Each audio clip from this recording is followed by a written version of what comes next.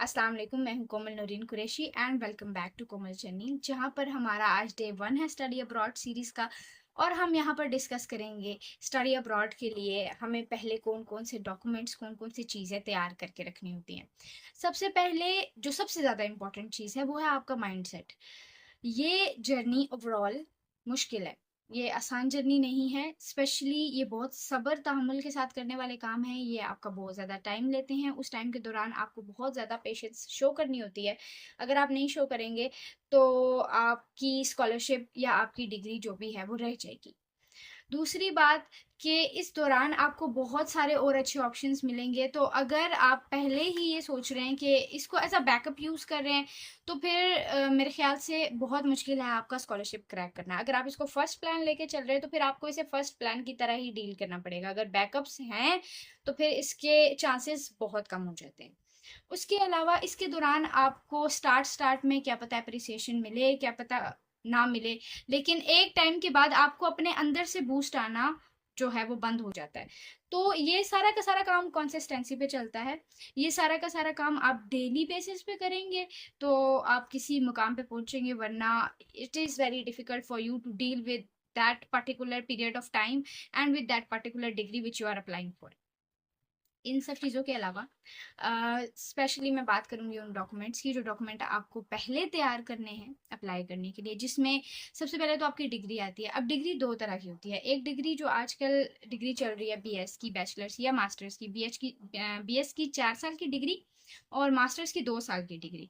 लेकिन वो जो ऑलरेडी पढ़ चुके हैं आज से 2 3 4 साल पहले, तो उन्होंने जिन्होंने 2 साल की डिग्री की, जब बीएस की डिग्री नहीं थी तो उनकी 2 साल की डिग्री थी। तो ये बहुत ज़्यादा क्वेश्चंस आते हैं मेरे पास के जो 2 साल की डिग्री है क्या वो एप्लीकेबल है। तो ऑफ कोर्स वो एप्लीकेबल है, बहुत सारे प्रोग्राम्स में वो एप्लीकेबल है। कुछ लिमिटेड है जहाँ पर 2 साल की डिग्री से आप अप्लाई नहीं कर सकते मास्टर्स में या पीएचडी में। लेकिन बहुत सारे प्रोग्राम्स ऐसे हैं जहाँ पर आप 2 साल की डिग्री भी यूज़ कर सकते हैं। बाकी बीएस वालों के लिए तो कोई परेशानी की बात नहीं है। उसके अलावा आपको अपनी डिग्री की क्लैरिफिकेशन क्लियरेंस करवा के रखनी है। आपको आपकी डिग्री और ट्रांसक्रिप्ट दोनों चीज़ें रेडी आपके पास पड़ी होनी चाहिए। सेकंड, आपका passport. Passport is very important, क्योंकि आप जब भी कहीं पर भी अप्लाई करते हैं तो आप पहले वहाँ पे अपना पासपोर्ट नंबर दर्ज करते हैं। तो अपना पासपोर्ट नंबर, जाहिर सी बात है अगर आपको पासपोर्ट नंबर चाहिए तो आपको अपना पासपोर्ट रेडी रखना पड़ेगा। उसके बाद आप अपने सारे के सारे डॉक्यूमेंट्स अटेस्ट करवा के रखेंगे एचईसी से। आपकी बैचलर्स की डिग्री, आपकी इंटरमीडिएट की डिग्री, आपकी मास्टर्स की डिग्री, ये सब आप वेरीफाई करवा के रखेंगे। मास्टर्स, मैट्रिक और इंटर की जो है वो आप उनके पर्टिकुलर बोर्ड से वेरीफाई करवाएंगे। जैसे कि अगर किसी ने फेडरल से किया है तो वो फेडरल से वेरीफाई कराएगा, जिसने पिंडी बोर्ड से किया या जो भी बोर्ड है आप वहाँ जाके वेरीफाई कराएंगे। और बाकी जो आपकी बैचलर्स की डिग्री होगी वो आपने एचईसी से वेरीफाई करा के पहले रेडी रखनी है। इसके अलावा आपने स्कॉलरशिप्स को ढूंढना है, आपने पर्टिकुलर प्रोग्राम को ढूंढना है जिसको आप अप्लाई कर रहे हैं, वो ढूंढ के रखने हैं आपने। और जैसे ही आपको पता चले कि उसमें कितने रिकमेंडेशन लेटर्स चाहिए, आपने पहले ही वो रिकमेंडेशन लेटर खुद बनाने हैं।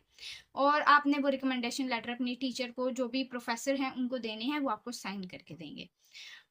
रिकमेंडेशन लेटर का जो पैटर्न है वो मैं नेक्स्ट वीडियो में कवर करूंगी। रिकमेंडेशन लेटर और सीवी दोनों का पैटर्न हम नेक्स्ट वीडियो में कवर करेंगे।